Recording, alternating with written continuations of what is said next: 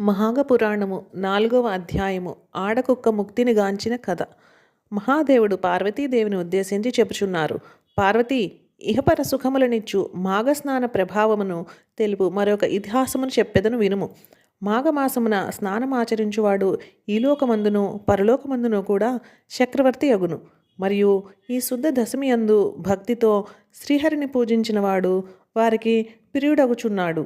అంత పార్వతి శంకరునితో, ప్రియా, ఈ లక్ష్మీనారాయణ వ్రతము ఇష్టార్థమునిచ్చున్నది గాన దీనిని ఆచరించు విధానమెట్టిది? దీనికి కావలసిన ద్రవ్య సంచయమేమి? ఎట్లు పూజించవలెను? ఈ విషయములు చెప్పుమని అడుగగా శంకరుడు ఈ విధంగా వివరిస్తున్నారు.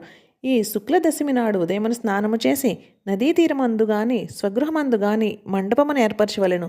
ఆ మండపమును గోమయము చేత అలికి రంగురంగుల ముగ్గులతో అలంకరించి మధ్యను అష్టదళ పద్మమును నిర్మించి పరికల్పించవలను. అనేక పువ్వుల పౌండ్లతోడను చాందనీలతోనూ అలంకరించి ఆ మండపమందు జగదీశ్వరుడైన శ్రీ లక్ష్మీనారాయణల పూజ చేయవలను. కొత్త కలసయందు నీరును పోసి ఆకు చిగుళ్లను పండ్లను ఉంచి వస్త్రమును క్రొత్తదానిని కప్పి ఆ వస్త్ర మధ్యన శ్రీ లక్ష్మీనారాయణ ప్రతిమ నుంచి పూజ చేయవలను. ఆ పీఠమును మధ్యగా సాలగ్రామం ఉంచి పూజించవలను.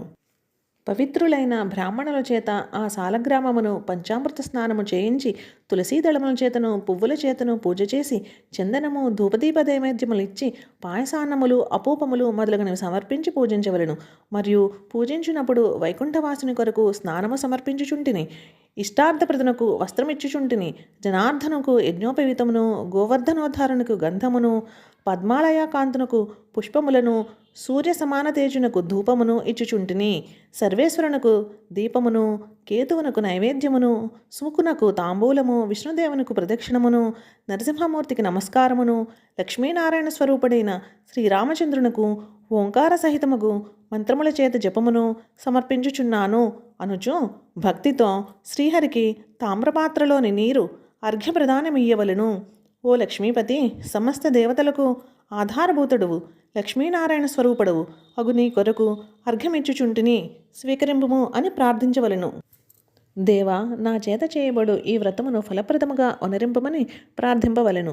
మాఘస్నానము చేయువారు స్నేహితులతోనూ బంధువులతోనూ తల్లిదండ్రులతోనూ కూడుకున్నవారే బ్రాహ్మణులకు బియ్యము, బెల్లము, ఉప్పు దానమియ్యవలను.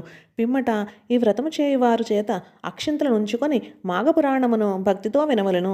అనంతరమందు యథాశక్తి బ్రాహ్మణ సంతర్పణ చేయవలను. పార్వతి, ఇట్లీ స్నానము చేసి ఈ శుద్ధదశమి నాడు లక్ష్మీనారాయణ్ణి పూజగావించిన వ్రతమహిమ చేత మేరు పర్వతము మందర పర్వతముతో సమానమగు పాపములైనను నశించును. మాఘవ్రతము ఆరంభించు వారికి ఎవరు ధన సహాయము చేయుదురో వారికి ఆ వ్రతఫలము సిద్ధించును. ఈ మాసమున లక్ష్మీనారాయణను దర్శించినవాడు రాజు దుర్యోని వలన ఎట్లు ముక్తినిగాంచును అట్లే పాప విముక్తుడై మోక్షమును పొందును అని చెప్పగా, శంకర, ఆ రాజు ఎవరు? ఏ పాపము చేత దుర్యోనిని పొందెను? వానికి ఆ పాపము నుండి ముక్తి ఎట్లు కలిగెను? నాకు ఈ విషయమును వివరముగా తెలుపమని పార్వతి అడుగగా శంకరుడు ఈ విధంగా పలుకుతున్నాడు. సాంభవి, పూర్వకాలమున సమస్త శాస్త్రకోవిదుడును సర్వభూత పరుడును సర్వమౌని సన్మానుడు అగు గౌతముడు ఋషివర్యుడు అనేక మంది శిష్యులతో భక్తులతోనూ కూడినవాడే తీర్థయాత్రలు సలుపుచు క్రమంగా ఉత్తమమగు కృష్ణవేణి నదీ తీరము చేరును. గౌతముడు మాఘమాసము రాగానే ఆ నదీ తీరమున ఆశ్రమమును నిర్మించుకొనెను. గౌతముడు తన శిష్యులతో కూడినవాడే కృష్ణవేణి నది యందు సూర్యోదయ సమయమున ప్రాతఃస్నానము గావించెను. పిమ్మట ఆ తీరము గల అశ్వత్థ మూల వృక్షమునందు గల శ్రీహరిని యథాయుక్తితోటి భక్తితో పూజించి అచ్చటనే శిష్యులకు గౌతముడు ఈ మాసము యొక్క గొప్పదనమును చెప్పెను. ఇట్లు దినములు గడుచుండగా గౌతముడు శిష్యులతో కూడిన ఈ శుద్ధ దశమి నాడు ఆ అశ్వత్థ వృక్ష మూలమునందు శుభప్రదముగా మండపం ఏర్పరిచి ఫలపుష్పాదులతో అలంకరించి ఆ మంటపమునకు మధ్యగా శ్రీహరిని నిలిపి పూజించెను.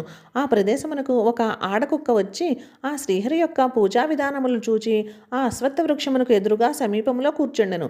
గౌతముని శిష్యులు గురువు ఆజ్ఞను పొంది వారి దండముతో ఆ కుక్కను భయపెట్టిరి. ఆ కుక్క నెమ్మదిగా ఉత్తర దిశకు పోయి పిమ్మట మరలా తూర్పు దిక్కుకు వచ్చి దక్షిణ దిశ నుండి పడమర వైపున యథాస్థానం ఆక్రమించెను. తిరిగి శిష్యులు దాన్ని భయపెట్టిరి. పూర్వం వలె ఆ కుక్క ప్రదక్షిణము చేసి నిలిచెను. ఇట్లే వారు భయపెట్టుట వలన మాఘశుద్ధ దశమి భానువారమున శ్రీ మహావిష్ణువునకు 3 మార్లు ప్రదక్షిణ చేసి మహాత్ములు పూజించుట చూచి వారి దర్శనము చేసెను. వెంటనే ఆ కుక్క తన దేహమును విడిచి దివ్యదేహమును ధరించి ఆ తీరమందే రాజుగా అయ్యెను. ఆ రాజు సమస్త భూషణముల చేతను నిండినవాడై లేచి నమస్కరించి గౌతమ ముని వద్దకు వచ్చి నమస్కరించి నిలిచెను. గౌతమ మునుడు తన శిష్యులతో కూడా ఆ రాజును చూచి కుక్కగాగునున్న ఇతడు రాజగుటకు పరమాశ్చర్యమును పొంది నువ్వెవరివని అడిగెను. పార్వతి ఆ కథా విధానమును చెప్పెదను వినుము. గౌతముడు ఆ రాజును ఉద్దేశించి నీవు ఎవ్వడవు? గంధర్వుడువా? మనుష్యుడువా? దేవుడువా? రాక్షసుడువా? కిన్నెరుడువా? వేగమే నాతో చెప్పుము అని అడిగాను. రాజు గౌతముతో ఇట్లు చెప్పాను. మునిపుంగవ, నేను వంగదేశమునకు చెందిన రాజును. నా పేరు వేగరథుడు. చంద్రవంశమున పుట్టితిని. ధైర్యవంతుడను, శస్త్రాస్త్ర విద్యా పారంగతుడను, సర్వదేశాలకు అధిపతిని. ధర్మ మార్గమును తప్పక ప్రజలను పాలించువాడను, ధర్మములు సంపాదించువాడను, ధర్మమనందు ఆసక్తి గలవాడను. గోదానము, భూదానము, వస్త్రదానము మొదలగు పెక్కు దానములను చేసి తిని. విశేషించి అన్నదానమును కూడా చేసి తిని. తిలదానమును ఇచ్చి తిని. హిరణ్యదానములు చేసి తిని. అనేక యజ్ఞములు ఆచరించి తిని. ఇష్టక్రతుకర్మలను చేసి తిని. తటాకములను, గుళ్లను నిర్మించి తిని. నూతులను, ఉద్యానవనములను నిర్మించి తిని. 1000 ఏళ్ల మునులు చెప్పిన సమస్త ధర్మములను నిర్వహించి తిని. విప్రోత్తమ, ఇట్టి నాకు సద్గతి కలగలేదు. కారణము చెప్పెదను వినుము.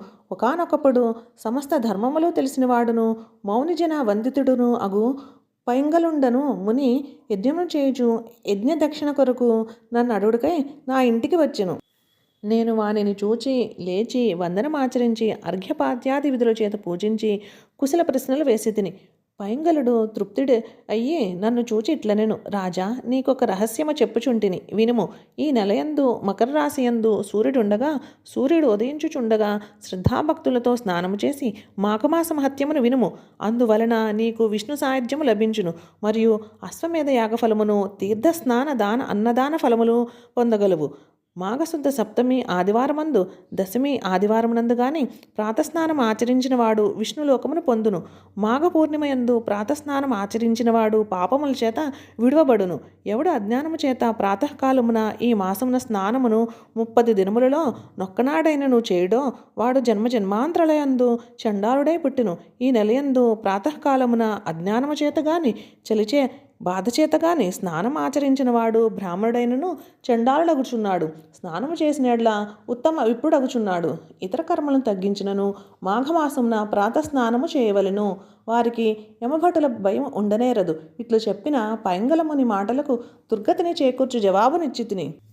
విప్రోత్తమ, నేను మాఘస్నానము చేయను. నాకు శక్తి లేదు. నేను చలిబాధకు తాళజాలను. విప్రులకు దానమిచ్చేదను గాని స్నానం మాత్రము చేయను. అట్లు స్నానము చేయమని ఎన్నడూ చెప్పకము. చలిబాధకు నా ప్రాణములు పోవును, శరీరము నశించును. దేహము పోయిన తర్వాత ధర్మ సంపాదన ఎట్లు జరుగును? కాన నేను దేహం పోయిన తర్వాత ధర్మ సంపాదన ఎట్లు చేయవలను? కాన నేను స్నానము చేయను అని పలికిన పైంగలుడు ఆ మాటలు విని నా వలన యజ్ఞ దక్షిణం తీసుకొనక నా ప్రార్థనను అంగీకరింపక వెంటనే అచ్చట నుండి కదిలిపోయాను. నేను ఆ పైంగల మునిని అనేక రీతులు బ్రతిమాలి యజ్ఞముకు కావలసిన దక్షిణ ఇచ్చి పంపితిని. ఆ మునీశ్వరుడు దక్షిణను గ్రహించి తన ఆశ్రమంకు వెళ్ళెను. పిమ్మట కాలానుగతిచే నేను మృతిని పొంది క్రూరమైన నరక బాధలను పాలైతిని. ఆ అనుభవం నాకు పిమ్మట భూలోకమున 100 జన్మలు గాడిదనై పుట్టితిని. 24 మార్లు కుక్కనైతిని. విప్రోత్తమ, దైవయోగం వలన ఈ కుక్క జన్మము నుండి ఇప్పుడు విముక్తి పొందితిని. ఈ ముక్తి ఎట్లు కలిగినదో నాకు సెలవియుండు. మీరు చెప్పిన ప్రకారం ఆచరించి పవిత్రుడనగును అని చెప్పెను. గౌతముడు ఆ రాజు మాటలు విని ఆశ్చర్యం పొంది క్షణకాలం ఆలోచించి వానితో ఇట్లు చెప్పెను. రాజా, పైంగలుడు పలికిన రీతిన మాఘస్నాన ప్రభావం మిక్కిలి ఎక్కువైనది. అందు అసత్యము లేదు. నీకు కలిగిన విపత్తు మాఘస్నాన తిరస్కారం వలన కలిగినది అని గ్రహింపుము. దుర్యోనియగు కుక్క జన్మ నుండి ముక్తుడాగుటకు కారణము చెప్పెదను వినుము. కృష్ణవేణి నదీ తీరమున నేనును నా శిష్యులు మాఘశుద్ధ దశమి దినమున భక్తితో లక్ష్మీనారాయణ పూజను కావించితిమి. దైవవశమున నీవు అచటికి వచ్చితివి. నీవు చూచుచుండగా వ్రతము చేయుట విధియుక్తము కాదని నా శిష్యులు నిన్ను దండముతోటి బెదిరించి నీవు పోయి 3 మార్లు చుట్టి ఆ భగవంతునికి ప్రదక్షిణమాచరించితివి. ఆ పుణ్య విశేషము చేత కుక్క జన్మ పోయినది, మోక్షము కలిగినది. కాన ఈ నదీ జలమందు మాఘస్నానం ఆచరింపుము. అందువలన ఇతర జన్మల్లో చేసిన పాపములు కూడా నశించును. పిమ్మట వైకుంఠ ప్రాప్తి కలుగును. చలికి భయపడక స్నానం ఆచరించుము. ఆ రాజును గౌతముని మాటలు విని స్నానము చేయుటకై ఆ నదీ తీరమందే నివసించును. ఇంతలో అశ్వత్థ వృక్షము యొక్క తొర్రలో నుండి ఒక కప్ప క్రిందపడి గౌతముని ముందరకు వచ్చెను. శిష్యులందరూ చూచుచుండగా ఆ కప్ప భూమిపై పడి అటు ఇటు తిరుగుచూ విచారించుచుండెను, కూయిచుండెను. పాము కుబుసమును విడిచినట్లు ఆ కప్ప తన దేహమును విడిచి దివ్యదేహమును ధరించి సుందరాంగయగు స్త్రీ రూపముతో నిలిచెను. నారచీరలు ధరించి ముని భార్య అయి సుందరమైన మందస్మిత వదనముతో ఫిలసులుచుండెను. గౌతమముని పాదములను దర్శించుచు సిగ్గుతో భూమిని చూచుచూ నిలిచెను. గౌతమముని ఆ కప్పను దేహము వదిలి సుందర వనితగా మారి నిలిచియున్న మునిభార్యను చూచి భయము లేదని ఆమెకు అభయమిచ్చి, నీవెవ్వరి దానవు, ఏ పాపము చేత ఇట్లు కప్పవైతివి, ఎందులకిచ్చటికి వచ్చితివి, ఏ పాపమున నీకు కప్ప స్వరూపము కలిగినది, జన్మమున ఇట్టి జన్మము పొందుట ఎట్టి పాపము గావించితివి, ఇదంతయు సవిస్తరముగా చెప్పుము అని గౌతముని అడుగగా, నమస్కరించి గౌతముని సందర్శనం వలన కలిగిన జ్ఞాన సంపత్తి వలన సమస్తము తెలుసుకుని పూర్వజన్మమందు తాను అనురించిన పాపమును చెప్పసాగెను. ఇది స్కాంద పురాణ అంతర్గతమగు మాఘ పురాణము 4వ అధ్యాయము సమాప్తము.